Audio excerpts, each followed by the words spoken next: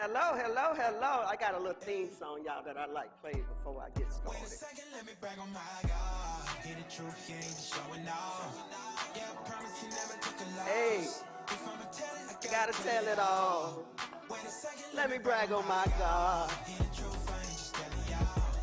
You can I'm telling you right now, he the truth. if I'ma tell it, I gotta And if I gotta tell it, I'm gonna tell it all. brag on my I love my God, he keep them bands on me. Thank you, Mr. Dean. Welcome, welcome, welcome to Conversations with Kenya, episode 2.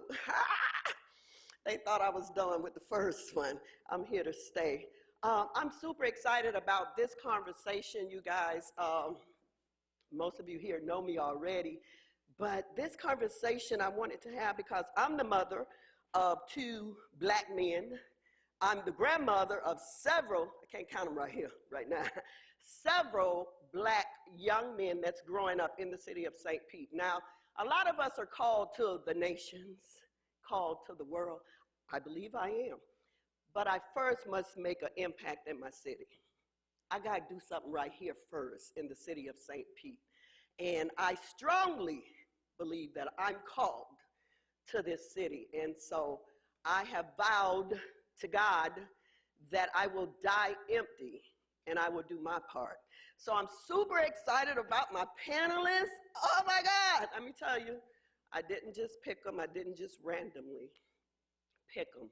I allowed God to download and share with me who he wanted me to have this conversation with about being black in St. Pete. Now, the flyer said black and 30-ish. Little people was like, what you mean? You got to be 30 to be? No, I just didn't want to leave nobody out. That's why I said 30-ish. 30-ish. And, there'll be some people under 30, but I just feel like that's a crucial age. I know that that's my target, okay? There are some that's going to focus on the youth. There are some people like Mr. Bailey that focus on guys that are a little older. I just want to fill that gap, y'all. I want to bring that gap in the middle together. So, with that being said, I'm not going to stop time. We're going to keep it rolling. And up to the stage first is Mr. John Bailey.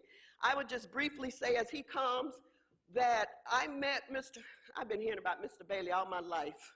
Since I was an adult, I've been hearing about Mr. Bailey, hearing his name in this city. But when I finally got the privilege to meet him in person, he was everything I expected him to be and more. His intelligence, his desire to see guys in prison, to go back and help those and bring them back. Now, I ain't going to try to tell the story. I'm going to let him do that. So we're going to bring him to the stage at this time, Mr. John Bailey. Give him a round of applause.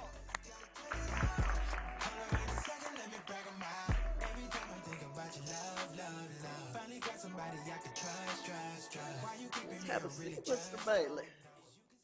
Turn on your microphone there.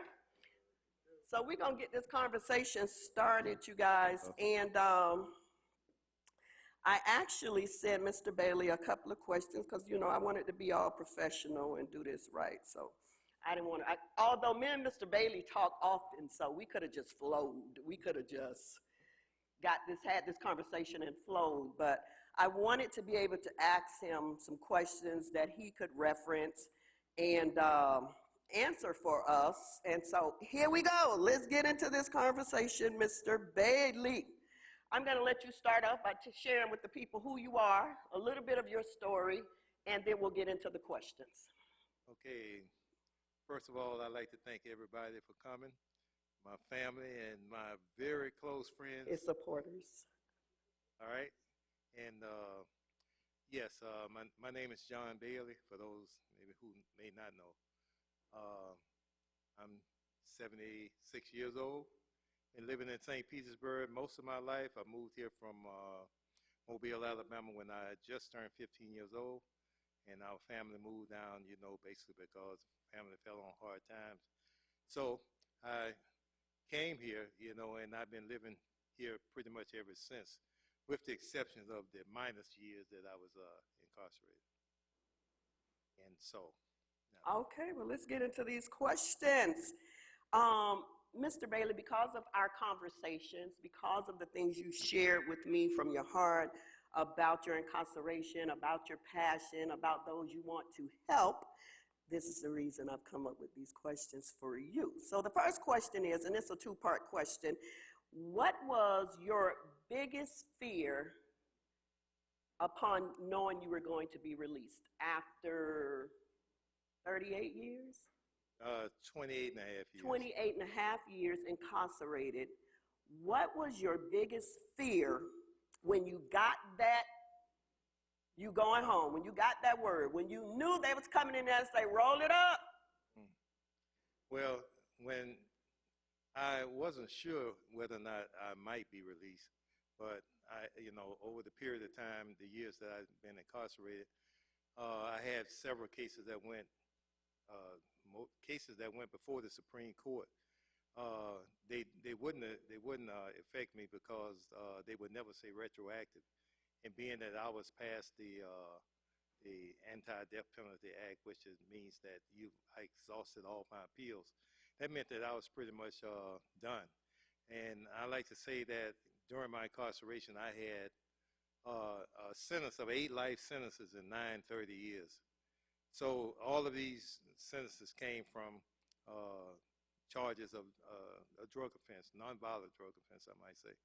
But, I kind of got those sentences based upon the guidelines that were, instituted at that particular time. So I pretty much, once I was sentenced, I always remember, is how they came to see me off, the narcotic agents and everybody. They say, we're going to get rid of this dude right here, boy.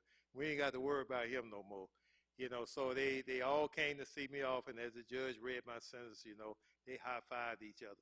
But I like to say this, before I go any further, they didn't have the last say-so in what happened to me. Amen. Because it was like God say, hey, not yet. He ain't done yet. I didn't know that at the time, but, I just say, hey, okay, I'm gone. So, I'm going to go and just pretty much prepare myself, say, hey, when I leave out of here, I'm going to come out in the pine box or something like that. So before you answer that, because I'll forget this, what was that like hearing that? When you went for sentencing and you received those sentences, 8 life sentences, like what, just one word, give me one word, what that was like when you heard that? Well, truthfully. I can't say one word. I was ready for it. I knew I was going to get it. Wow. So I just say, hey, okay, I'm done. Wow. I've always been somebody that say, hey, I accept the good and the bad or whatever I do, the consequences of what I do. I knew what I was doing. And I said, when I got caught and they say, hey, I just say, okay, I roll the dice and I crapped out.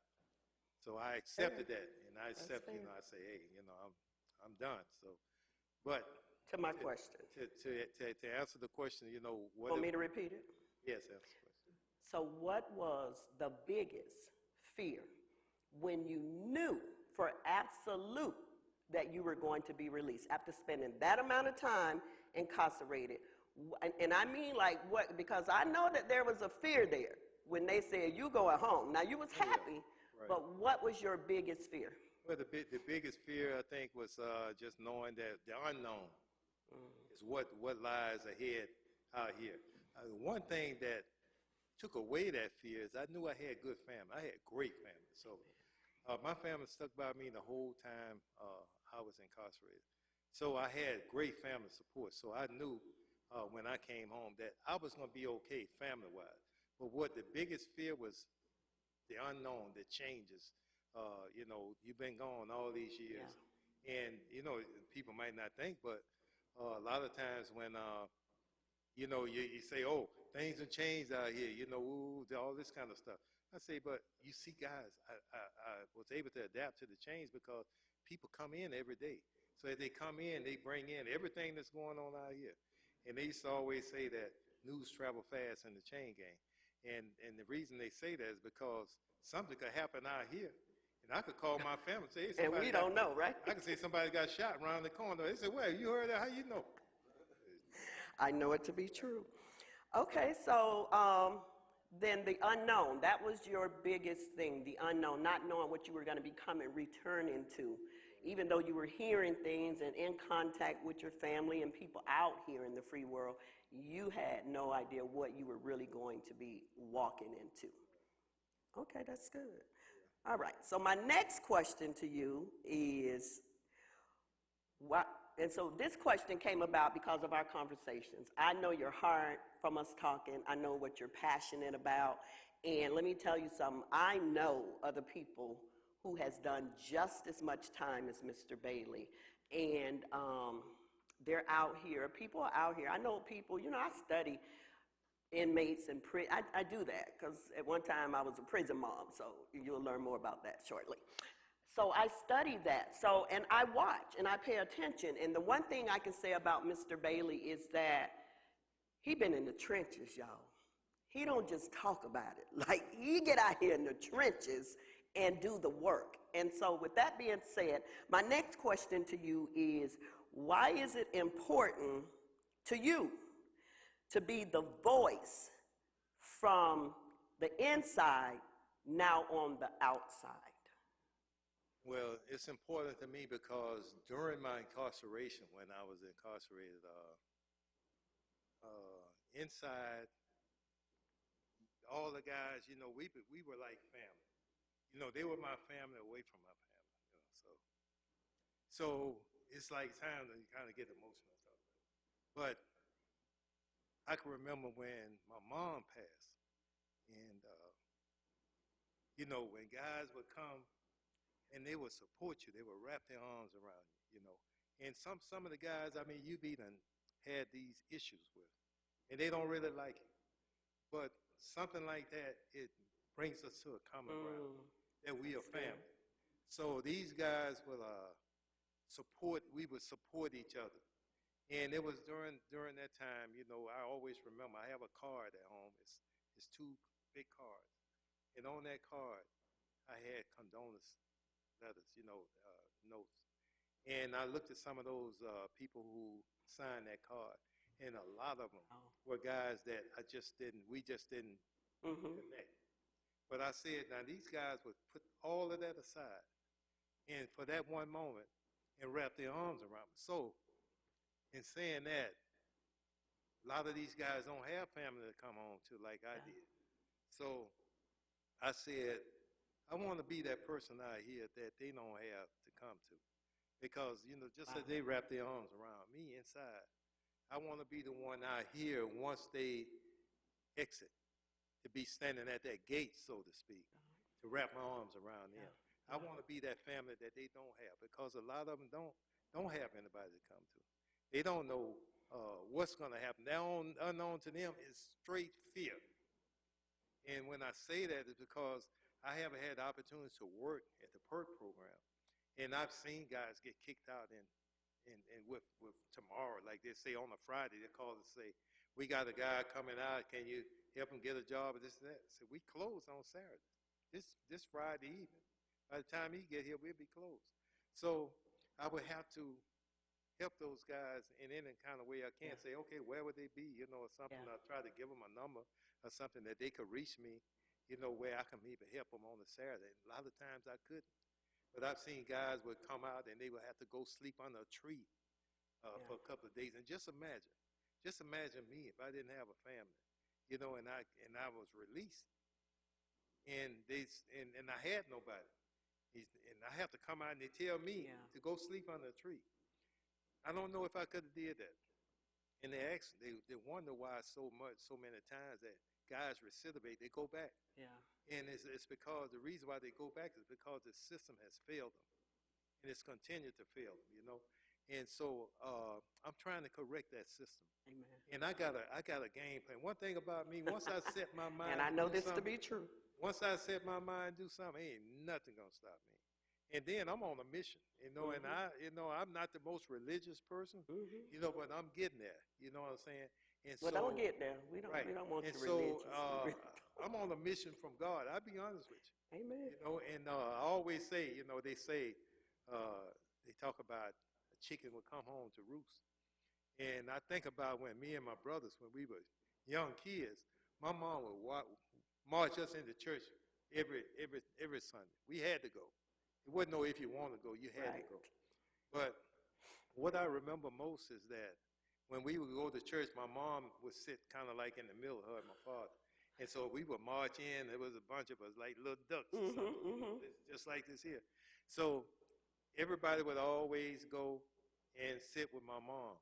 But my grandmom used to sit like about 2 rows from the front. And I would always go up there and sit with my grandma. And then as sitting with my grandma, she would sing these beautiful songs. And she would always pull me under her wing. And she would read the Bible, you know, and some of them words, I can't tell you how to pronounce them today.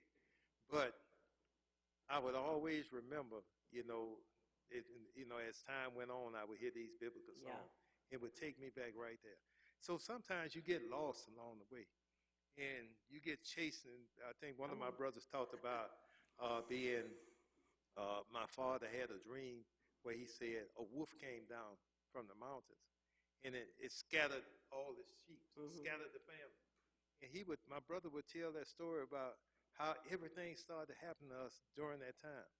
I went to prison. You know, my father died. My father died first. Then I went to prison. Then everything started happening bad for the family. So I always say, you know, I got chased in a certain direction, you know, from a young kid, and I just kept going that way. I should have just stopped. It's okay, but you're here today, and we're grateful for who So- you are. So I don't want much change. Right. But when I say a chicken to come home to roost, you know, that's where I am right now. You know, and I'm back to my roots, you know, religious-wise and church. I go to church every Sunday. And I see my good friend. Let me say this. I see my good friend Tom and Charles L out there. And you know, I joined a church, and I was telling them the other night, I said, you know, I wasn't supposed to go there. I tried to go to 2 other churches that same Sunday morning. And all of a sudden I said, well, hey, I called one person. They said, I said, what time your church start? And they say 10:45. I said, okay, I'll be there. I'm leaving now. And that's how I ended up joining the church, you know. But. Well, thank you so much for what you've given to this community since your release. Thank you so much for our connection. Thank you so much for what you continue to do and your passion. And like you say, I'm going to get it done. And I know that about you from our conversations, that you're going to get it done. And I have some really exciting news for you that I won't share live, but it is pertaining to being a help and housing some of your guys. Okay, so, yeah, great. some really great news that I'm going to share with you. But you give it up for Mr. Bailey. Give it up for Mr. Bailey. Thank you so much. You don't have to leave. You can stay right there. And I'm going to probably have another question for you later. If you want to slide down, you can. Mr. DJ, hit the music. Every lesson is a blessing. There's a reason why I'm rapping. Hold on, wait a second. Let me brag on my God. I have to brag on him in between. Because he's showing off. All right, Nate's on the mic. That's what I like to say. Nate's on the mic. Coming to the stage is a young man that I actually met through social media. Saw his story, started following him. Anything that has to do with injustice or that type of injustice, people fighting for rights and doing what's right, I'm all in, y'all. I'm all in. And so I actually met this gentleman.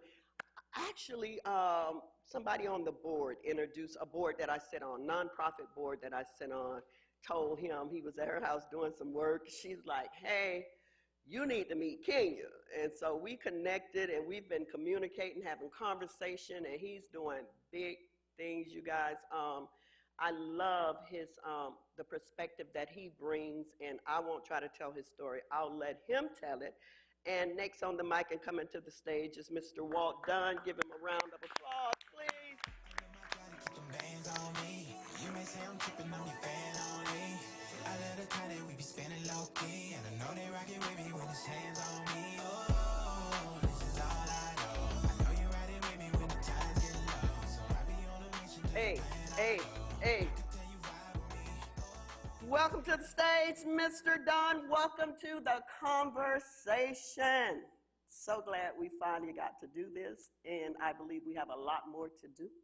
I love your story. I love what you're doing. I love your mission and everything about what you're doing. And so I'll let you introduce yourself to the people and, share a little bit about who you are, and then we'll get right into the questions.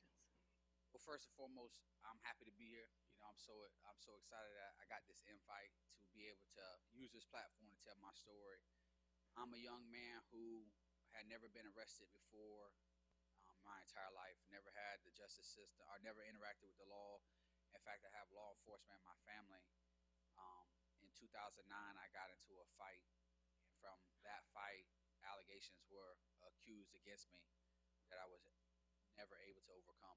And from there, I spent 32 months in our county jail fighting for my innocence. I had an extremely aggressive prosecutor who did things unethical, hid reports. The deck was stacked against me. I had the ability to either go to trial or plea out. And that's one of the most difficult things. We could talk, to all the people who've ever been arrested, that feeling of making that split decision. Do I go forward with fighting for my innocence, or do I accept the plea deal and go to prison? Most of us who are going through that situation are calculating in our head, how long will I be gone from my family and my children? But the way I was raised is a man stands for things, and it's the saying that Martin Luther King says, a man stands not in the times of convenience and comfort, but will he be a man and stand in the times of trials and tribulations? Yeah. Can you be a man and stand for things even when it's against you? And I decided to take my case to trial. Fighting for my innocence was worth it. It was worth me being able to tell my children one day that I didn't fold. I stood against the justice Start right system. there, because you're going into the questions. Start right there. My goodness, because you kind of just answered that first question. I've read your story. I've followed you since I met you. Haven't read your book yet. Plan on doing it because you got one for me today. But that was my first question to you was, and you just kind of answered it, you guys. So his question was, what was your why in your fight for your freedom? That was, so you can expound a little bit more on it, and then we'll go into question 2. I'm real big on statistics. Our population last year in our community arrested 34% of the people in our community. When I got arrested, I had fell into that statistic for that year. And so many people who get arrested fall into it because they have inadequate representation, or if they have the public defender's office, they're overwhelmed. And I just didn't want to be a person who surrenders for something I didn't do. I ended up going to trial. I lost trial and got sentenced to 27 years for something I didn't do. Something that, it took me 9 years to walk back into a courtroom after learning the law to prove that I didn't do it. Jesus. And my purpose, if you would have met me prior to this, I was a great dad. I love being in the community. I was just a man who was just moving through life. But because of the injustice happened to me, and then when I got a chance to be in prison and learn the law, I seen injustice everywhere. Now, I'm not saying that everybody in prison deserves to be free, because there are a lot of people in prison that did a lot of horrible things that deserve to be in prison. But there's so many people that's in prison who have been falsely accused. The evidence doesn't support the crime that they were charged with, trumped up charges, and our youth. Florida leads the nation, and sending juveniles to prison. That's facts. You can look that up. You can Google that. And when I was able to learn the law and start helping free other people, I eventually started working on my case, and it ultimately helped free myself after 9 long years of being in prison. And I often tell people when I go for my speaking engagements that, I'm very fascinated by Harriet Tubman. This was a woman who, if you really read her story, she was enslaved, she was raped, she was beaten, she was separated from her family. But when she gained her freedom, she did something inconceivable. She went back and started freeing the other people who she knew what that pain was like. And now that I'm free, I do speaking engagements all over the United States. I fly, I speak at colleges where I get a chance to impact the student population, tell my story, intertwine it with law, and to motivate them and encourage them to finish their degree. That taking a shortcut today could affect somebody's life tomorrow. And I feel so elated to be able to share my story and talk to the youth, because these are our future leaders. Absolutely. But my passion personally goes far beyond that. Yeah, Goes far beyond I know. speaking. We're going to get into that. Two things. Harriet Tubman, like that's my favorite of all favorite. She's one of my favorite. And the reason is I tell people this is why God chose for me to be living today. Because see, I would have been back there with her in them tunnels and seriously. I've been on the front line, like for real. And so she's one of my, so I've studied her. I've read her story and all of that. So, but before we go into the second question, I have a question or B question. What was that like, knowing that you were innocent? Because we hear that a lot. You see it, you read it. I can't tell you I've been in the presence of somebody who's experienced it. I read it, I absolutely hate it, but I've never been in the presence of somebody who's been sentenced, and not no little bit of sentence, a whole lot of time for something they didn't do. Well, the first thing is, when you go to prison, it's no longer about innocent or guilt. It's about survival. You guys can see me. I realized real quick in prison, I'm not the biggest guy. I won't be the strongest guy in prison. I'm kind of a small guy. So, it's about survival. Can I conform to the environment and learn how to live in an environment that I'm not conducive with, that I'm not a product of that environment? I didn't grow up with seeing family members of my family going to prison and coming home. So it was a culture shock. But once I got a chance to understand how to live, then I got inspired to learn the law. And from there, it just changed my life, where not only was I able to free myself from prison, I was able to free other people from prison. Awesome. All right, so in my conversations with Mr. Dunn, I've learned his passion and desire about changing the laws and things that affect people like himself that's experienced what he's experienced. And so my next question to you is, why is it important that ex-offenders, let me ask you this, so do you have a record? Yeah, by the time I was able to overturn my conviction, I had felonies on there that just expired. So when a person is fighting the appeal process in prison, there's a time limit. So you're able to file motion after motion, but there's a small window of time limit. So if you don't file proper motions in these time limit, then you'll be procedurally barred, which is, in layman's term, you'll no longer be able to file the motions. So as I was fighting my cases and charges, or as motions were getting denied and I would turn around and file another process, there were charges on my record that I was fighting that just expired. Once a charge expires in the Florida system, you can no longer go back and get it off you. It's just there. It's like a weight that has sunk to the bottom of the ocean. You cannot pull up that Titanic. It's just over with. So you move on to the next charge that's holding you in prison, and you focus on that charge and try to get overturned. Okay, because I didn't want to be referring to you as an ex-offender if we couldn't pull, you know what I'm saying? So the question is, why is it important that ex-offenders run for political seats? Part A. I do radio Saturday morning from 11 to 12. I do my speaking engagements. But I got hit with a good question from a politician that says, we need you. We need your voice. You need to be able to speak up for a population that doesn't get a chance to speak. You're educated, you're smart, you're well articulated. You could be the face of this. And when I was proposed to this, I started doing research. I started to understand that other states that are progressive states let people who have been formerly incarcerated run for political seats and offices. So, I looked at it and I started doing research, and I understood that Florida, there's never been an ex-offender or someone who's ever been incarcerated run for a political seat. And I feel the importance of it is you need somebody who has lived experience to be able to sit at this table. You need somebody that's going to be able to be at this table and says, I have to speak for a population that never gets heard, whether that's repealing laws, whether that's implementing new policies and procedures. You have to start letting people who have lived experience be at the table so real conversation can be had. Because when laws were made in the state of Florida, people like me and you wasn't sitting at a table. Not at all. So if we do statistical research, laws were put in place to keep classes of people from ever elevating their status in society. So you want to see why the black man such as myself can't elevate is because you're locking up my people Talk about it. in droves where other minorities and other races don't face the same hurdle. So when you wonder why this is a gated community and then we're doing gentrification over here where we're moving you out.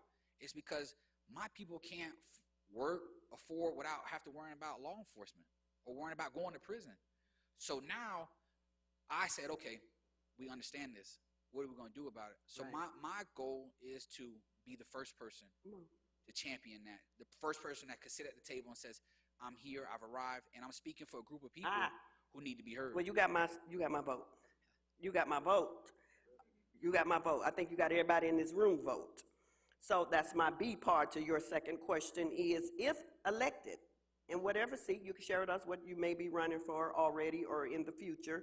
If elected, what is the very first thing you would fight to change about the justice system?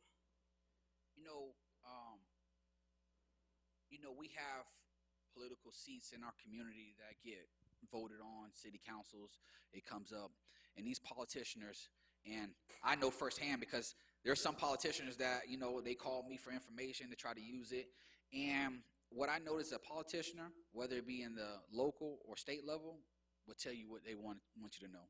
Anything for you to sign that ballot to vote for them. You don't see them in the community. You don't see them speaking to our children. You don't see them walking into bad neighborhoods and says, how can I listen to you to make things better? I feel like the first thing I would do in office is to make myself known to the people, because it's always been about the people. It's not about me. It's about the people. My people living condition or employment opportunities, or they can't advance financially. I need to know about it so that way I can strategically put things in place to help them grow. Because if you make a smart decision today, it's going to affect your entire generation. Just like if I put you in prison, it's going to affect your entire generation. So one of the things I would do would be a true man of the community, somebody that's accessible, somebody that just doesn't show up for city council or Tallahassee, Right. sign some grants or some bills, and then you can't reach me. But I would definitely be a part of the community because I know what it's like to be part of a different community. So and the next thing I would do is I would look at county by county in the state of Florida. For example, St. Pete maybe have a high drug outcome where they sending people to prison for drugs. Hillsborough County might be for violence. Another county. Then I would make programs to design to crush that in their community, whatever it was, that stronghold in their community, because it's killing our people. If we have a drug problem, we need to put more programs in place. Absolutely. to attack addiction and things that come Absolutely. with drug addiction for that county. If it's violence, maybe we need to open up different centers where people can get their aggression out instead of breaking in people's houses or shooting firearms at people. So I would take, funding from every county or from a wide and put it in place where we can effectively change the climate in that community. Because ultimately it starts with our children. For people that's my age or older, maybe the time is gone. Yeah. But guess what? The children who are growing up, they need this. Absolutely. And if you look at other countries and you look at other progressive states, for their children, they're offering things such as technology-based where they can learn. I mean, kids all over social media today. They know how to do all the Snapchat, Instagram, TikToks, and all that. But guess what? If they're able to put a profile together, why can't we teach them how to build a website? Why can't we teach them how to run an online business? Well, they are teaching. We just not teaching. We So- not teaching. So I would definitely take that and just try to really be about change, really Amen. be in the community. Let's give Mr. Dunn a round of applause. I do want to say this. I did bring you a book today. I did get a chance to publish 2 books. I had a book release party in November of last year. 2 books that I released. One is my personal story, Through Innocent Eyes. It tells the story of who I was before I was arrested, and then the fight that took place once I was arrested. The second book I released is How to Navigate Through the Criminal Justice System.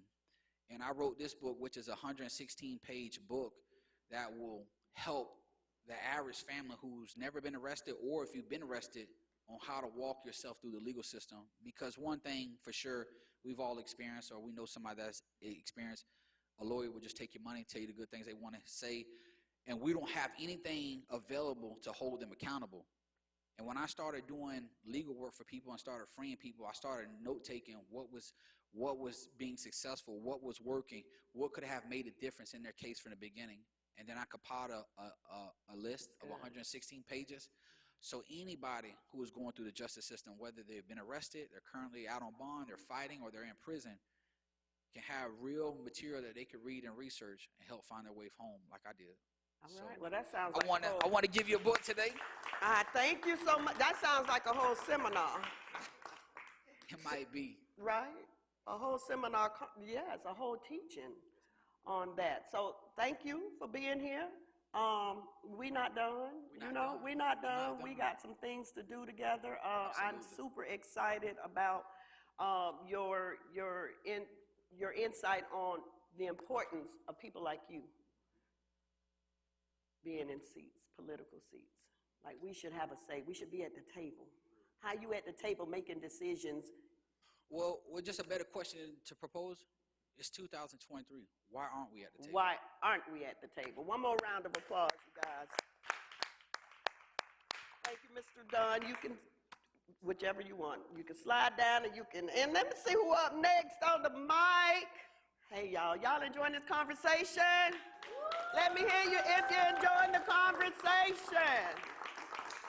Yeah, this is good, y'all. This is good. I'm learning. So next on the mic is one of my favorite guys. Hey. I should turn my mic off. Let's hear some music, DJ.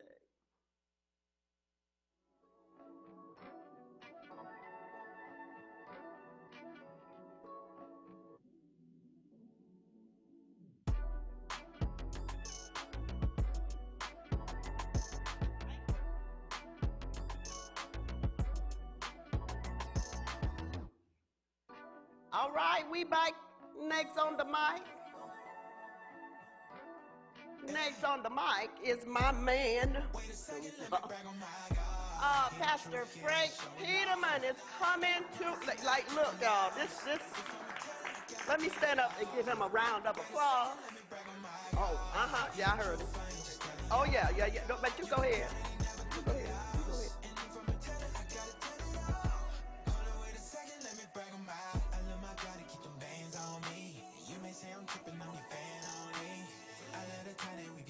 Yes, sir. Let's, Pastor Frank Peterman. Okay, y'all, so let's get back to the conversation, the reason we're having this conversation. The reason we're having this conversation is we're here today to discuss what it means to be a black man in St. Pete. That's the whole reason for us being here. So we're going to stay focused on what it means to be a black man in the city of St. Pete. We have several perspectives here, and I'm grateful for each and every one of them that brings a different perspective. Pastor Frank Peterman, I'll let him introduce himself, but let me say a little bit, because he is one of my favorite people here in the city of St. Pete, even though he don't think he is, he is. Amazing man. I've learned so much from him, sitting under him. He operates in a governmental manta and anointing, and he's a powerful man of God. And I'm grateful, and he can absolutely talk about what it means to be a black man in St. Pete. You introduce yourself, and we'll get into the question. Well, Frank Peterman, Pastor Frank Peterman, pastor of the Rock of Jesus Missionary Baptist Church. I've seen my wonderful friend. First of all, I want to thank Kenya for, I call her prophetess, Kenya, for inviting me, and the rest of us, and to a good friend and pastor, and former pastor and preacher, prophetic preacher, Chico Dowles. I just want to recognize him, a powerful preacher of the gospel. Want to just thank you for this conversation. This city means so much to so many people. And it's an important city because it's the 5th largest city in the state of Florida. I know so often we think we're somewhat of a small city. We're not. When you think about all the cities, the big cities and stuff, we're considered a large city. And so it's important for us to have an understanding of what happens to black males. Now, I just want to say a couple things. I was very, very proud to sponsor a bill with now Frederica Wilson. She's a Congresswoman, Frederica Wilson. She used to be in the state Senate, and I used to be in the Florida House. And we created a bill that was called the Social Status of Black Men and Boys. It took us a couple of years to get it passed, because you can imagine fighting, fighting in, I don't know how much political we can talk in here, but fighting the other group. And we finally got it passed. We looked at the issues facing black men and boys throughout the state of Florida. And it's how I believe it's still housed in the Attorney General's office now. Our thought was to create these academies where we study what happens to us, because my fight for many years was fighting for black men and boys. And that's why this is so appropriate. A lot of legislation, a lot of fights, and sometimes I have to fight on my own. And, folks, no one votes with you, so what? I'm still fight. I'm from here. I'm from the Burg. And so it became a passion for me as a city councilman first, and then a state legislator, and then heading up a State Department in the state of Florida. Because I remember the guys I ran with. And I get a little emotional right now thinking about 4 of them that died. One died he's incarcerated a couple times, died drug deal going bad, right in front of Botley Park. We used to hang out at Botley Park with cap turned sideways, the 40s, and keeping it real now, driving the 10 speed, drinking the 40 ounces and stuff. Back in the day, shoot ball at Botley Park, right? Well, this same area, years later, one of my best friends, he didn't get to experience a lot of things in life like I wish he would have. But he died probably at, 25, 26 years. I dropped him off at his girlfriend's house, and so ironically, not too far from here. And he apparently got upset or something and walked back home and had an exchange with, the drug person there and then he sort of ran and then got shot and killed. Another friend died somewhat similar. Another one went to prison, was in prison, got out. I can say it now, he got out, and we came to the house and we talked about Lake McGorry. They found him, put him back in prison. He got out in good behavior, went back in, he died of a brain tumor. I cried like a baby when I opened up the paper to see that. He and I grew up together. We played ball together. He should have been a pro athlete, pro running back. So I was a pallbearer at 14 years old, maybe even 12 or 13 of my first friend in the neighborhood was shot and killed. So there is a kind of trauma, I believe, that happens in the black community that we don't talk enough about. Folks who are shot and killed in our community all have some kind of experience like that. So from a young kid, I asked my mom, I said, what can I do to change this? Grew up on banks of Lake McGorry. And I said, I want to go in and sort of help from the governmental perspective. And so I ran city council one, and then state legislature, then state of the juvenile justice. But before that time, I was involved in the community. Right, absolutely. Dealing with a lot of stuff, dealing with African-American issues. In Jordan Park, Lake, fighting against, drug issues there. We used to head up Blacks Against Dangerous Drugs as a director of that. We were trying to get black folks off of drugs. And I did a good job. It was outpatient clinic. So I can go on. I've done more than I can remember over the years, and I give God the glory for it all. Amen. It was God's way of working through me, and I give God the glory. So my first question to you would be, because I'm hearing you, I didn't really prepare questions for you, would be, why you sitting here? Not, you understand what I'm saying? Not why you sitting here, but because you just talked about friends that were murdered or friends that went to prison. What kept you out? And if we can, let me turn it. Okay, that's what I thought I heard him say. Yeah. Okay. Why are you here? Why do you feel like you made it out when others didn't? It was a mother, mother who was very strong. Some of remember her mother. she's quite a mother of the community too. So she was my mother. To be quite frank, she prayed for me. When I was out there, I ran with the guys. Matter of fact, one of the guys I ran with, he went in prison 15 years. We were all of us about 4 or 5. We were just like this.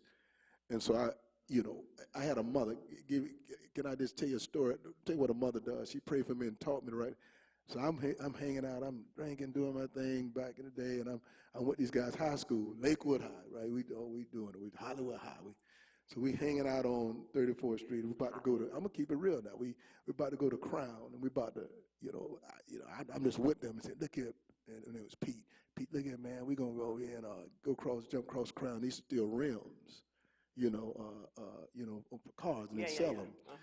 I said, man, look here, it won't take that long. We're gonna go. I said, and I've been drinking, I was drinking, and then the music was playing. I was like, man, and I could hear in the midst of my mind my mother and what she would expect of me in the prayers and what she thought was in me, and how she didn't want that to be snuffed out early.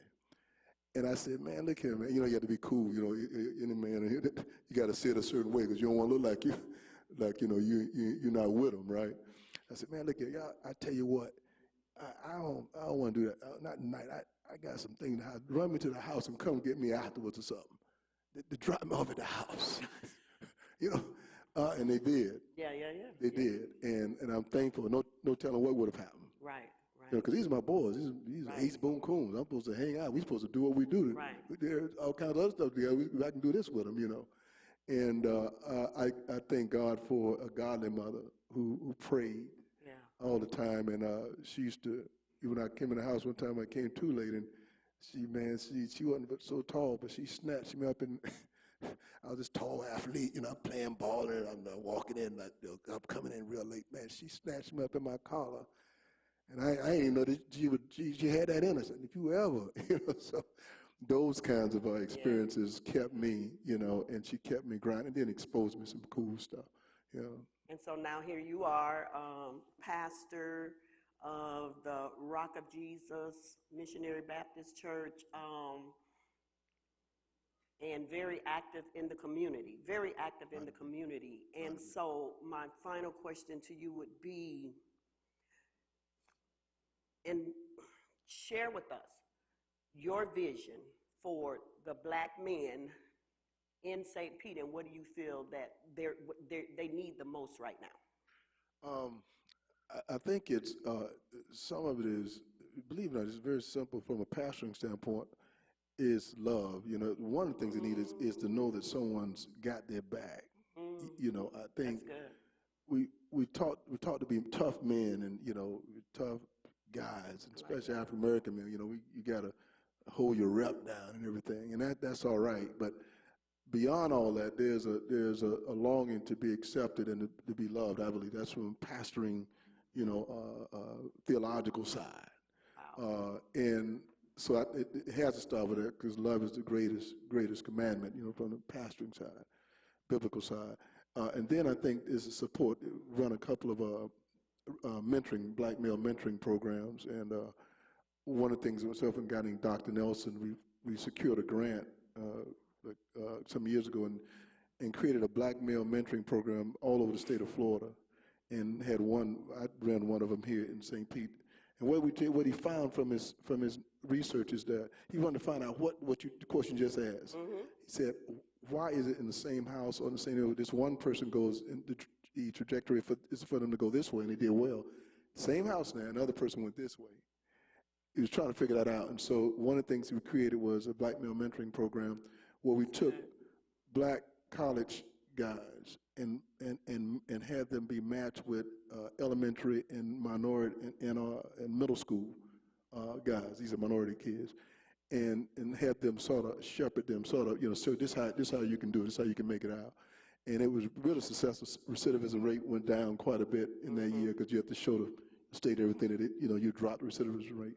And so I think those kind of things, mentoring of black males, when you don't have people around, we got to have mentors, and wonderful people like these two wonderful men, Both of their testimonies are awesome, young man. I really want to see someone like that Yeah. in office. You know, I've Yeah. been in office, and I know how important it is to fight for those things and to have a voice like that.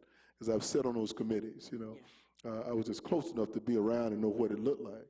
But to have someone like that would be awesome. But I will say that there are a lot of African American legislators and other politicians who are fighting every day on behalf of black folks and all people, you know, throughout the state. I've been in those meetings, been behind closed doors, and let me tell you something. We used to fight like dogs. I mean, I'm talking about figuratively, you know, it's talking, hey, you can't do this to us. We need this funding for that. And then you come out smiling, but it's a tough fight. We need new folks to come in and fight the good fight of faith, you know. All right. All right, let's give Pastor Peterman a round of applause. We appreciate having you here. He knows we talk regular, so he knows how I feel about it. We're gonna shift in this place, right? So, how you guys enjoying the conversation? Are you enjoying the conversation? I need to stay on track and on focus. DJ.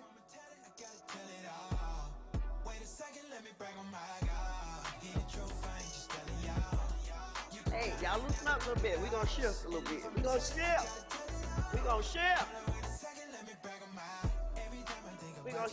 All right. All right, you guys. Next Tuesday. All right. Next on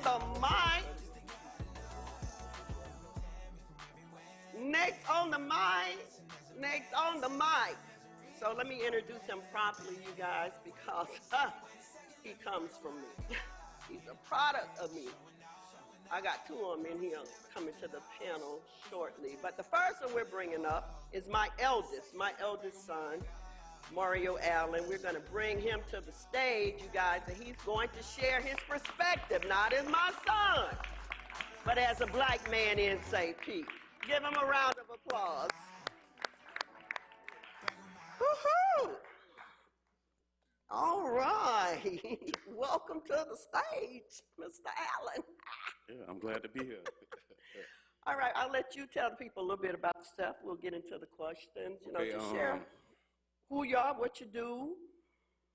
Mario Allen, serial entrepreneur, first of seven born of this wonderful woman here, but impactfully in the community, the platforms that I now am active in, it's a big part of being a black man, setting standards, new standards, changing the narratives. Amen. I can't y'all tell he come from me. I'm just saying. All right, we're going to get into these questions. I just want to say that this conversation is going to continue. We have to. Let me tell y'all something. Those of you going to be doing the replay and watching live and stuff, the replay, they had a whole conversation before this conversation. And when I tell you it was deep, they had a whole conversation at this table right over here, these panelists. And I'm like, this is the conversation right here. You know what I said? This is the conversation. And so I'm excited about what God is doing in this time, in this season, through the black men in the city of St. Pete. So let's get into the questions here. And my question for Mario is, because I know him, he's my son, and so my question is, because I know that fatherhood is something that you strive to perfect, what is lacking, in your opinion, this is your opinion, within the black men in the city of St. Pete, where there is not a sought after, they're not really seeking after this role in our city? From my own personal opinion, yes, sir, and experience, I do believe that not only is it an attack, but it's systematically just at a disadvantage. We're not taught it. We haven't seen it. A lot of us in a healthy way. We're not really taught. Hold on, let me unbutton my jacket because this. So what I've come to realize is, more or less, in a black home or black family, we're really taught to shack. So we shack up or we have kids. It's not Come on really now, talk structured about it. to get a wife, you know, be married, or, you know, so the foundation, and when we talk about being a father and why it's so important, a father is a founder of a family. And so if you're not, we haven't been taught it in ways that is sustainable or in a positive way to that we are successful and replicate it. So if you don't really see it produced before you, now on both sides, from my mom's side, my dad's side, uncles, cousins, a lot of men been to prison. My brother, I probably was the only one from my mom's kids that haven't been to prison, been to jail a lot of times, but not prison. I'm thankful for the God that I missed that, but just the experience of doing that over and over and over and over. So it set something in me that when I did have children, and I had children at an early age, and I made many mistakes, and gonna make some more, but the precedence of an example on how to do it. I'm 42, and I can't tell you that. Actually, I want to piggyback off of something Pastor Peterman said about the love. And men, we're going to be strong, providers, protect. We don't have as many outlets emotionally to deal with things and talk. And when we do talk, you almost can't, you don't know if you can get vulnerable with certain people. And so there's not as many outlets for you to talk about emotional stuff and express stuff or be given the value. It's not a lot of times that black men get, not a pat on the back, but get acknowledgement or listen, like, yo, you doing it. Yeah. It's like you're supposed to do it, you know, but on the other flip side, these other jokers don't get no lashback, no, they can just run wild, keep having kids. So it'd be hard when you in the middle, and I'm speaking from experience too, not to say, you know, go either way, because we all make mistakes, but it's real hard as a man. You have to deal with a lot when you're talking about being a father. And so I think you kind of went into the part B of that question. Do you believe that healthy fathers create healthy communities? And if so, why? Yeah, 1,000% I do. Because there's always a deficit. Even if you live in a two-parent home, a father sets a child in the course and where your life is going to go. And even if you come from a two-parent home, it's not always, I heard Mr. Watt talk about, not Mr. Watt, but Pastor Peterman talk about the trajectory. You raise each kid different. You got a different relationship with each kid. And so even with that, it'll be 1,000% correct if a father was able to be the type of father that creates social skills, the discipline that you're supposed to have as a man, and it was the confidence. Because if not, then we see it exhibited in different forms. It's underlying issues, don't get me wrong. But most of us as black men, we don't communicate well. We don't have self-discipline. And the confidence, we put it into something else to make it look like we have the confidence that we should have from a father. And so 1,000%, if that was implemented in, correct ways, then we would see a change and the narrative change, and, we would produce a better culture. Man, that was good. That was real good. So I'm gonna go on, because if I go so my second question to you is, if you knew what you now know about life as a black man in St. Pete, give us 3 things you would change if it was at all possible. That's loaded. That's a loaded question, but what I now know,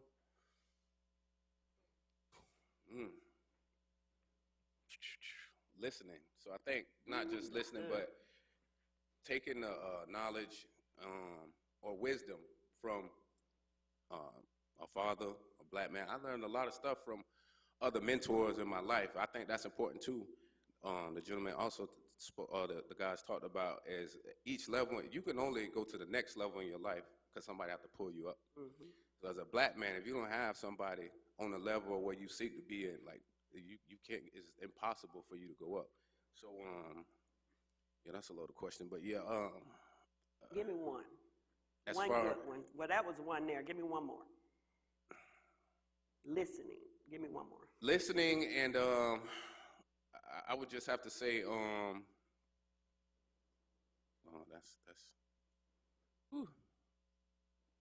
I probably would say developing faith, because there's times where it's nobody that can help you. It's gonna be a faith thing, and so I would say developing faith and understanding what faith is, and everything else will take care of itself. But so those two, listening, definitely listening, and having the faith to wrap around everything else.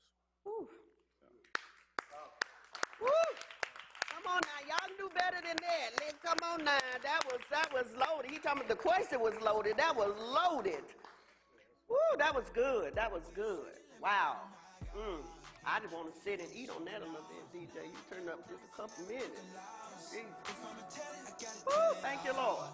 Wait a second, let me brag on my God. In a true Hey, y'all enjoying the conversation? Miss Keandra, we doing okay up here?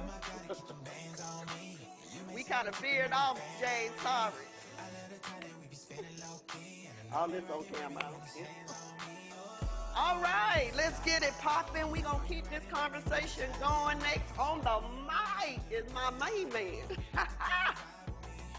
My main man, honey, he coming to the stage, and I'm gonna let him share the way he shares. So y'all get ready now, cause it's a whole shift coming to the stage. Coming up to the stage now is my second born, Maurice Allen. Give him a round of applause.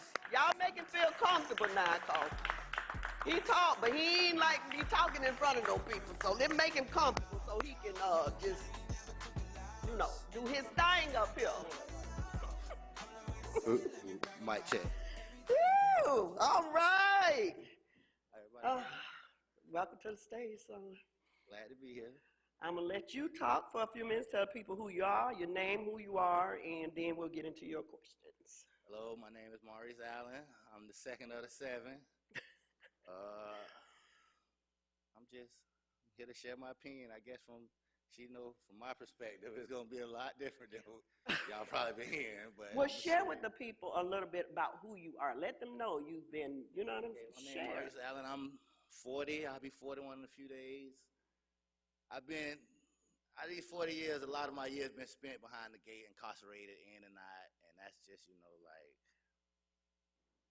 it had came a point, like I was pretty much content with how I was living, and I felt like, the things I was acquiring out here on the outside, it equaled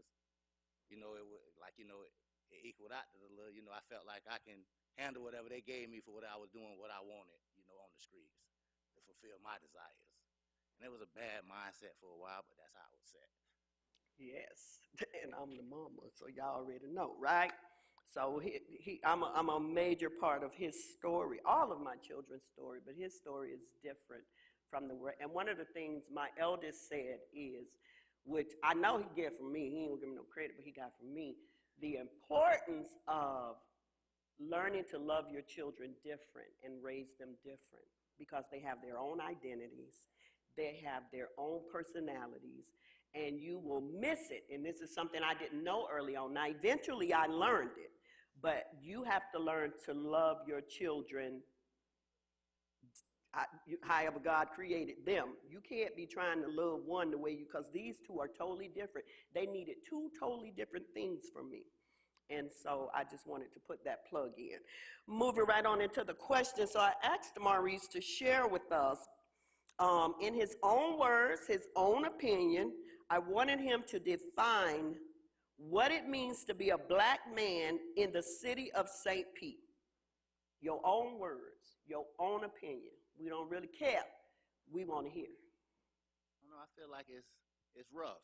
It's rough because growing up, I didn't see a lot of black men in my community in St. Pete, who was doing the right thing and who was doing positive things, putting that out there, showing that. what I seen and what I was able to grasp and idolize was the wrong.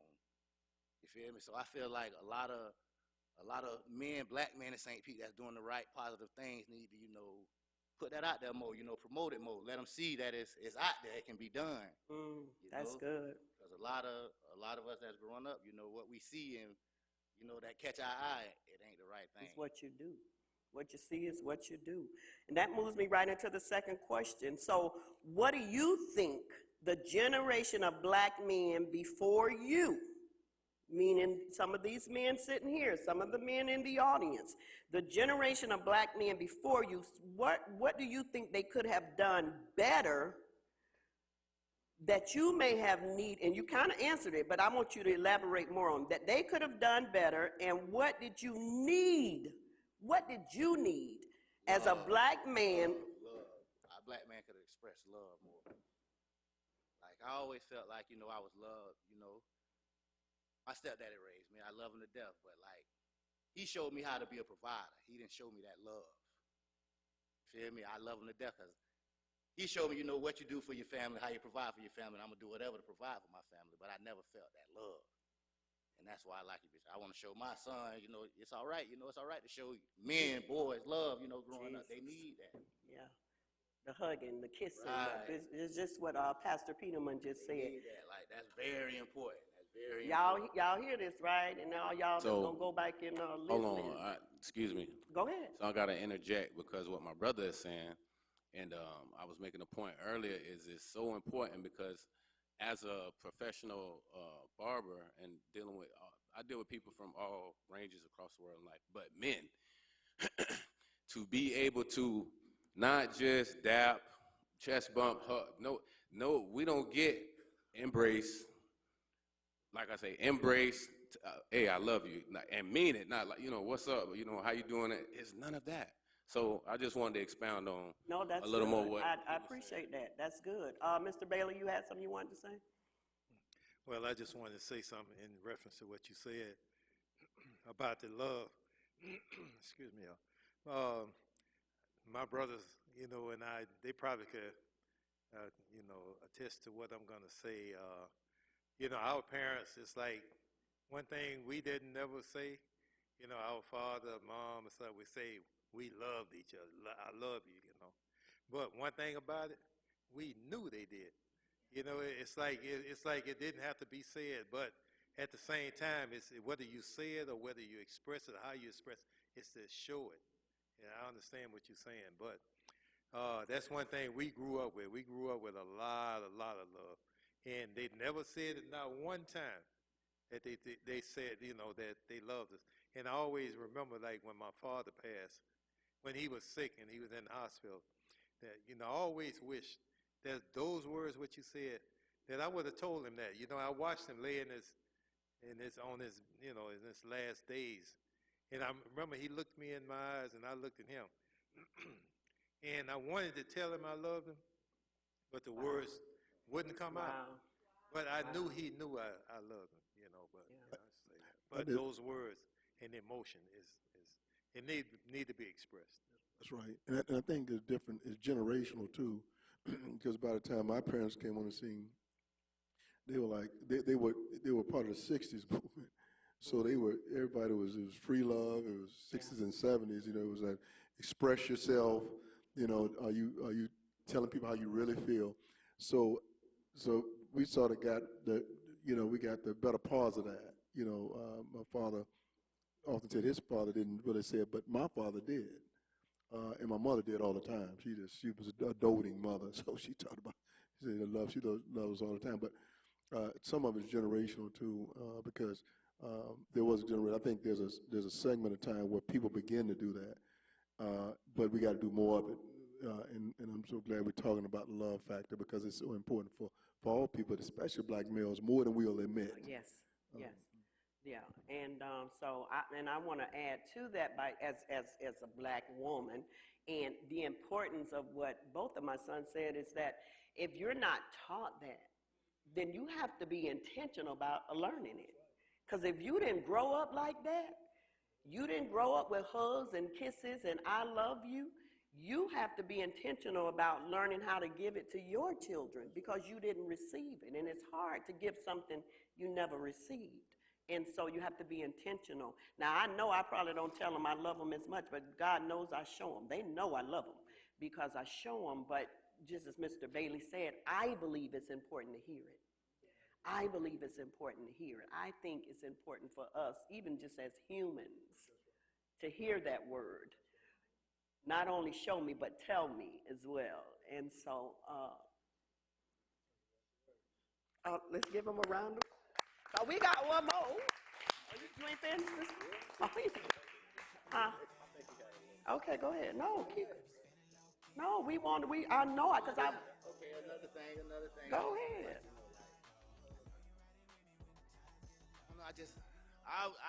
I need and want and pray for our black men to be better fathers. Come on, let's feel me? talk about Because, it.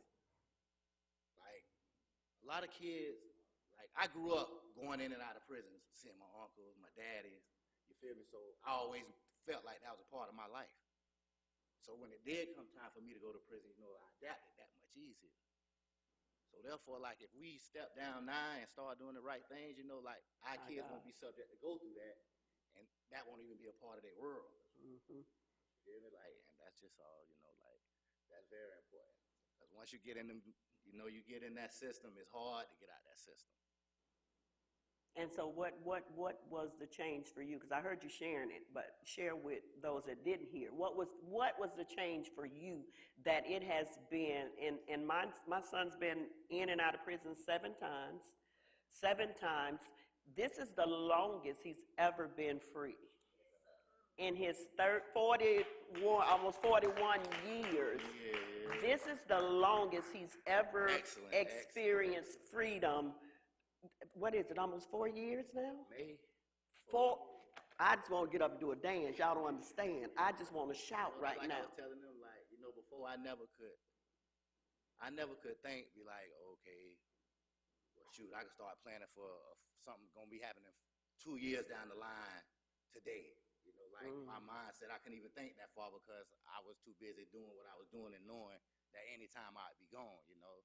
And now, like, I could be like, okay, like I'm about to turn 41. I can say right now, well, when I turn 43, I'm going to have a big party because I know I'm going to be here. Amen. You know, and I know I'm going to be out here to experience that, and that's a good feeling, a great feeling. Amen. Amen. Let's give him a round of applause.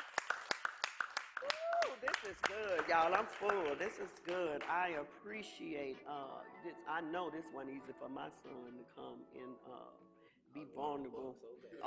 We talked about it. I said, Lord, please don't let him bulk me because I know. But the Holy Ghost had already arrested But I him. just told somebody, I was like, I'm glad I came.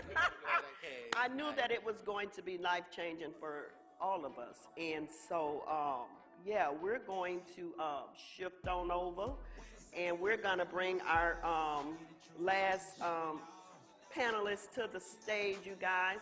I will briefly talk a little. I've known Pastor Chico. Oh, man, get on music. Oh, there. Why he come to the stage? Hey.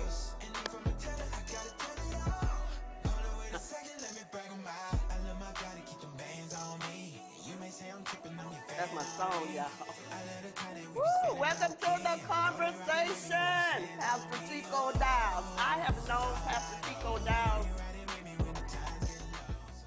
I went to New Life, I think my number 6 baby was pregnant with her. I got pregnant with her over here. No, I think I had just had her. And she's now 26. I've known Pastor Chico, I've known him from, we grew up from the same community. So I'm excited to have him here. I honor him and Pastor Peterman. They have played major roles in my growth, my spiritual growth. And I'm so honored because I want to let y'all know he drove all the way from Miami, Florida, to be a part of this conversation. One of the reasons I love him the way I do. And we'll let you introduce yourself, and we'll get, I don't really have no questions, so we're just going to let you flow and close us out. That's good. But Chico Downs grew up here in St. Pete. I became who I am today. I'm thankful for this city, everything I experienced, the good, the bad, the ugly. Uh, it was my training ground. Uh, I love the city. I'm a businessman, a father, a husband, a brother, and I just get up every day to be the best I can be to push it forward. Okay, let me put this. There you go. Okay, yeah, that is better. But yeah, I'm committed to. Uh, I'm committed to the possibilities of what can be.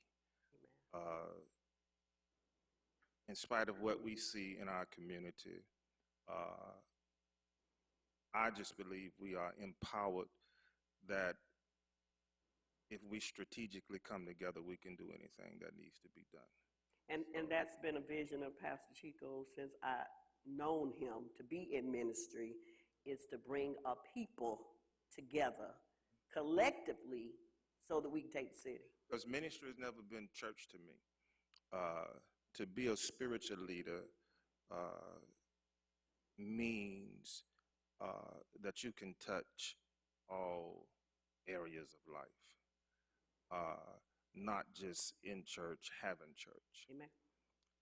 But God owns it all. God is everywhere. God outside.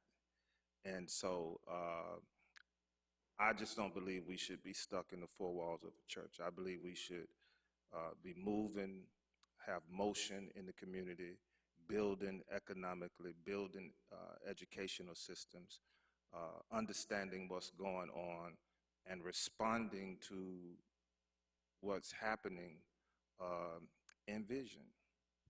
So then what I'm going to ask you to do, because I saved you for last so that you could touch on every perspective that we've shared here. You can start where you want to start, where you can be led, where you think is most important. But I understand from the recent conversations you and I have been having, your passion for the black man. You a black man raised in the city of St. Pete's, one of the reasons you're on this panelist, but I know that there is a breakthrough, if I can use that word, in your belly for the black men, not just the black men, but we're talking about the black men today in this city. And so I would like for you to release, as we get ready to close out, release what's on your heart about where we go from here, from the conversation. Maurice saying, sharing his perspective. Mario sharing his perspective. Pastor Peterman sharing his. Mr. Dunn sharing his. Mr. Bailey. Sum us up. It's clear to me that when a young black man steps out into the world, for some of us, that's 14, 15, 16, 17, 18, others 19, 20, 21. For me, it was 14. But here's the thing. You're going to step out in the world in two things.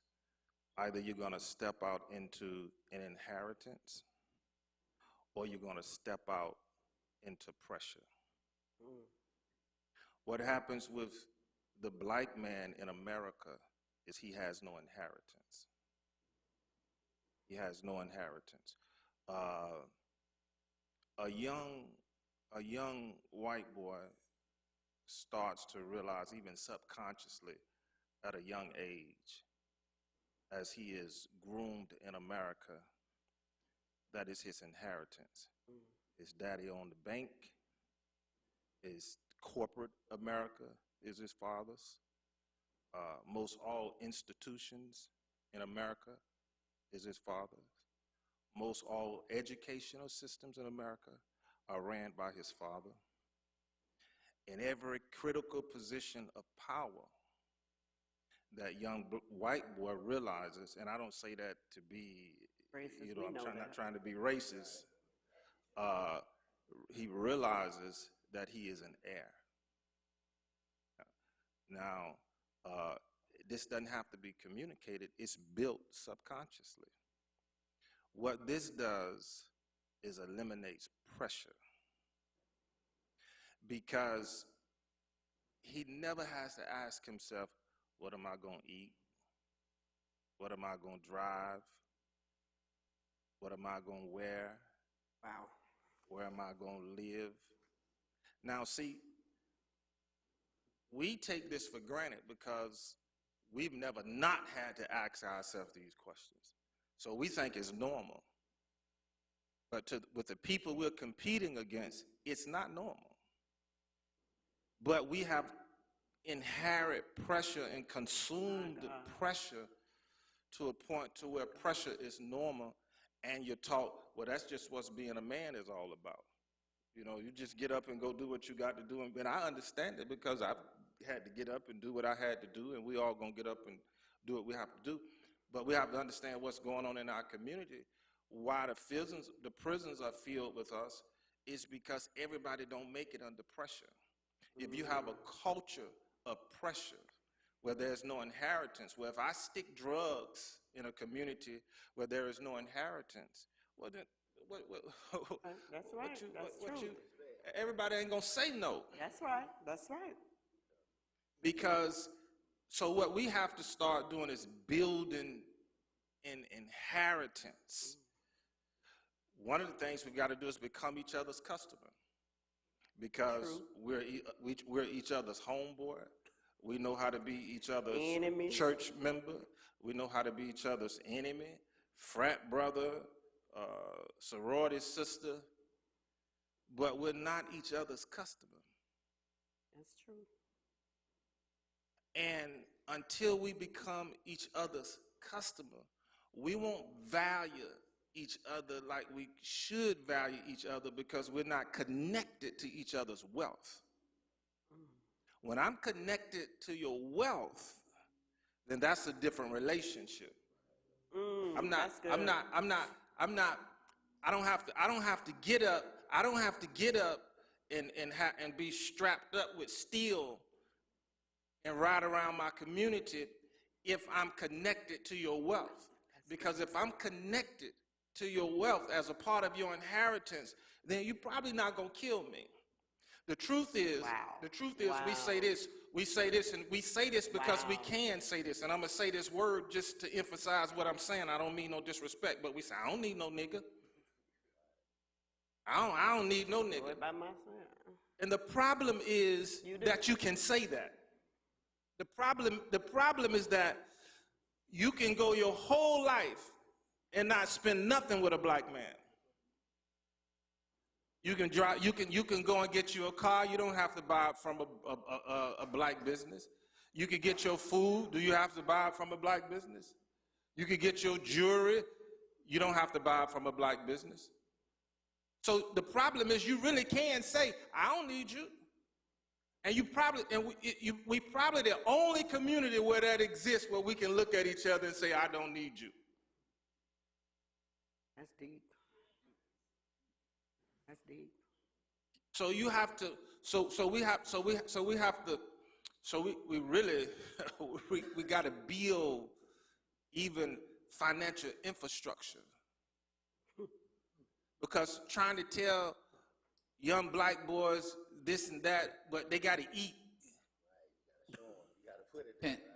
They got to eat.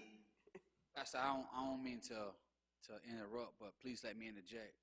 And I support what you're saying. I understand when it comes to we don't need certain people. But I think the deeper look, and just keeping it all the way real with you, goes back to the fundamental thing that has always been taken from us, is the education. Education has always been the key to any success. It was our ancestors that fought tooth and nail to obtain it. And it was our oppressors that kept it away from us. You know what I'm saying? Talking about opportunities that you're talking about is in education. If I teach you how to save and invest your money as a young man, if I give you that education, you're going to have that financial freedom to do what you want to do, to help anybody that you want to help, and start your own business, no matter what color.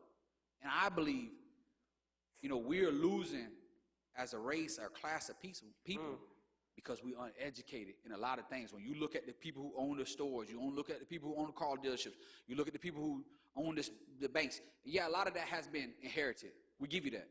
But a lot of that has been self-taught, how to obtain it. And if we don't give people the education, we will never equal out for a class of people. Right, but you have to, and that's true. Uh-huh. That's the other piece. But you got to educate yourself. Here's why. We can't go to school, get degrees, and then send our children to public school. Because if I got it and you don't have it, we need two different books. That's true. If you got it That's and true. I don't have it, you can't teach the one who has it, and you're trying to teach the one who don't have it with the same book that you're trying to teach the one who do have it. Education is specific to your situation. There is no general education. Depending on your situation, it determines how you need to be educated. I totally agree with that. See, in other words, that's prophetic education. When you have to look at a young black man and know exactly what he is going to deal with, and then you have to educate him specifically to his experience. That's true. See, it's not one book teach all. That's true. I agree. Go ahead. One of the things I like, both saying powerful things and both are right. It's education, but it's along with it, it's exposure. It's exposure, and access. Because there's some highly educated people, but if they hadn't been exposed, then it means nothing. If it's not being used, if it's not being used for, I don't want to be too biblical here, but Paul says, and he speaks of both of what you guys said. My degree is awesome from Gamaliel. Gamaliel taught me everything, and I've been to the great universities of his day. He said, but if it's not connected to the common man, he said it's nothing. It's like dung. That's what he said. So if it's not being used for the uplifting of a community, what does it really mean? I finished got education from Morehouse College, and I think one of the best schools in the nation. But in my mind, that degree had to come back to the community, the people who invested in me, to make sure that it's been used for them. So I think a lot of it, in my estimation, is that, and sometimes it's not so much a degree, it's exposure. As he said, you both are saying, have you been exposed? There's some guys that didn't get anything education, but they got exposed. Mm-hmm. Their dad could expose them to this particular thing. Absolutely. And their mother could expose them to that, and they had access to it. It wasn't that they were smarter than people on the other side of the tracks. They just got exposed and had access, and so they knew how to move in those streams of life because of the exposure. Yeah, this is good. This is good, and I wish we could just go on for another hour, but we can't. This conversation has been amazing, and I want to take just a few minutes to take a couple of questions, if there are any questions in the audience for the panelists. And if there is, you can raise your hand. We'll get you a mic, and then we're going to wind this down.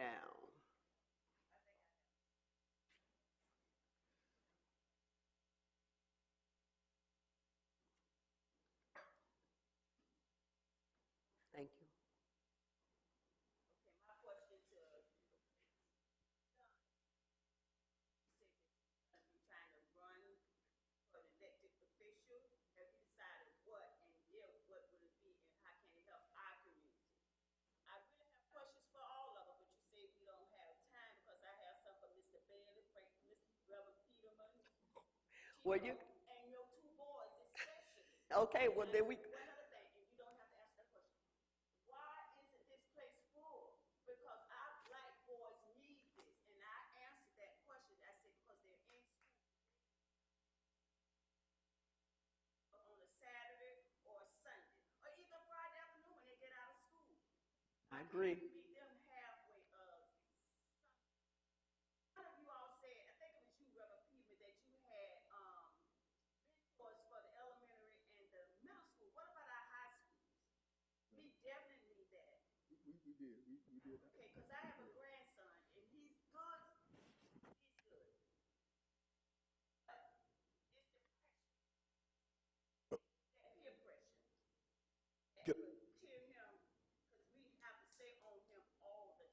If I could, she did target one of the things, so I got to Real respond. quick, real quick. Okay, but Real she quick. just mentioned the mentoring piece. So one of the reasons they did the middle school piece is because they found doing the research, by the time they get to high school, sometime it was too late. So we sort of recalculated, and we took care of it. We still went into the high schools, but did a lot of emphasis on the elementary and middle school because we're trying to catch them before that time, and then catch the other guys on the backside too. Right here. Excellent conversation. Question for Mr. Dong. Maybe I'm a little confused about it, but I think I heard you said that your record still remains, and I'm wondering about being expunged. So you may want to talk about that. The record remains the same because the time that I was able to overturn my sentence, a lot of the charges that were placed on me had expired. So in the legal term, when you were sentenced and you were sentenced on multiple charges, 5-year charges are expired once you've been in the system past 5 years. So you could never go back and get that overturned. It's closed. So me fighting for my innocence and getting my case overturned, by the time I overturned my case, the other charges were expired. So there's never going to ever be a chance for me to go back and overturn them or pull them back. But I thank God that, I'm home and I'm free and I'm able to be an activist. And that matters the most. I can do a lot more here than being stuck in prison where I used to be. Amen. The record for being expunged is very difficult for any felon. When you hear the expunge part, you're hearing more of like and the community doesn't really know, but when you talk about expunging a record, that's usually for small misdemeanors or civil matters. Wow. When it comes to felonies, it's extremely difficult unless you got a governor's stamp that's expunging it. It's nearly impossible, and that's just the truth of the matter. Yes, ma'am. One more question. So I'm assuming it's a lot of pastors on the stage. So I'm assuming we all believe in Jesus, right? Everybody in the audience, everybody on the stage, correct? We all believe in Jesus?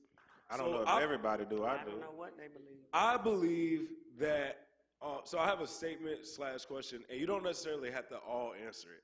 But I definitely believe the 6 of you in all your different positions, I believe that, I asked the question. So I believe the answer is that a lot of problems with our young black men, especially people my age and younger, is that there's no older black men, or maybe not even any older black women, enforcing Jesus in these homes. So what is our strategy to redirect our black men, not just to be proud about being black, but to be proud about being Christian? How do we get them back in the church? I'm going to let you take that. Yeah. Well, you said enforcing Jesus. I'm not into enforcing. Yeah, okay, that's better. In terms of the church, what the church can do, because there's a lot of black men that's anti-Christ right now. Rather it be their belief that Jesus was white, or don't like the name Jesus or whatever. But if you want to reap a man, sow when he's a child. You can't. The church can't reap black men if they didn't sow into black men. So you can't wait till they become a tree, and then you want to reap. You got to put the seed in there while the ground is not seeded with other stuff. So this is not difficult. If churches would go in the community, which is filled with single mothers, so they will gladly give them to you. You can just adopt them. So you just take them because we wait too long. See, Satan don't wait until you 14, 15. By the time you 14, 15, 16, you moving in what you moving in. So you got to do this here young. We got to take boys young, very young, and you got to teach them and impart. And then when they become the tree, they become the tree. Train up a child in the way that you should go. So you just have to be strategic, and you have to start young. It's a lot of things, because if the thing about it, if a young boy has a positive experience with ministry when he's young, rather his mama didn't have food and the church was always there to get him food. He didn't have good shoes. The church bought him some good shoes. Didn't have clothes, and the church helped him get some clothes. If the ministry was always there, then you ain't got to worry about him growing up and being anti-Christ. That's good. Because he had good experience, and then you can reap him as a man, and you deserve to reap him as a man because you ministered to him as a boy. You don't deserve to reap him as a man if you didn't do nothing for him when he was a boy. Woo. Woo. Woo.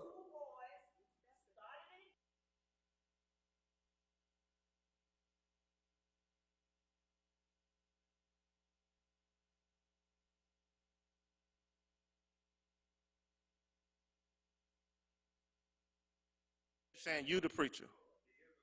Okay. Okay, but Let me answer. I'm gonna answer that for you. I was raised in the church, and like shit, I sat up here and told you I'd have been in prison 7 times. It ain't got, but still, like that ground already been laid. I know the Lord love me. I know where I'm supposed to be. So if they is going, they coming back. You ain't got to worry about that. It's been right. instilled into them. You ain't got to worry about that. They might stray off, but they gonna come. They're going to back. come back. Yeah, they're going to come. Can I just from Pastor, he was right on it. Let me say this before you, then we're going to wrap it up, because we got to wrap it up. Yes, so you go ahead, and then Yeah, we're going to wrap it up. That's powerful what she's saying, but it is. He's right. It had to start early. I was trying to think through all the times we've reached out to our young men and our boys, and we try to do it all. We did an off the chain Thursdays, and we used to bring them in, and we tried to dress down. We did, the whole 9 years. It was pretty successful for a while. But if it doesn't start early, and it seems like it did start early, in this case, what you're telling us is tough. But they will come back. They will come back. Now, it's a trial and error. You have to keep putting it out. I'm speaking from a pastoral standpoint. You have to keep coming at them. I can't tell you how we don't stop bringing young men in. We try something new each time. We play ball. We've done it all. But it's an ongoing thing, because it's not the way it once was, the connection to the church. The black family and the church is not the way it once was. You had someone that made you go to church. And so we have to find new creative ways to bring them in through the power of Jesus Christ. Now I'm just talking Christianity now. Through the power of Jesus Christ. Find out new innovative ways to do that. And part of what Pastor Chico talks about is entrepreneurial stuff. And other ways. Let me say this one last thing, and I'm gonna leave this alone now, because I don't want to go too far. We also have to talk about the identity of people in that Bible and tell the truth about who they were, the overall identity, because I think there's a disconnect there too. But I won't go into that. But it's all in the Bible. We're not putting it out enough. Those people, I think, could be connected more when they know the true identity of many of the people in the Bible. Well, as much as I would love for this conversation to continue, because it's been powerful, we have to end it here. Thank you guys, to each and every one of you, for coming, sharing your perspective. Man, this has been powerful, and I want to continue it. So we'll have a round 2 in the near future about being black in St. Pete, because you guys opened up some stuff that really needs to be discussed. And so thank you for being here. I count it an honor and a privilege, especially have my 2 firstborns here, first and secondborn here on the stage with me. And thank you, audience, for coming out and participating with Conversations with Kenya.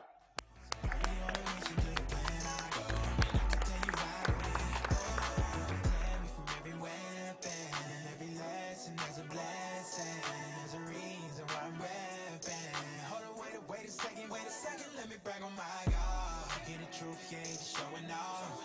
Yeah, I promise you never took a loss. If I'ma tell it,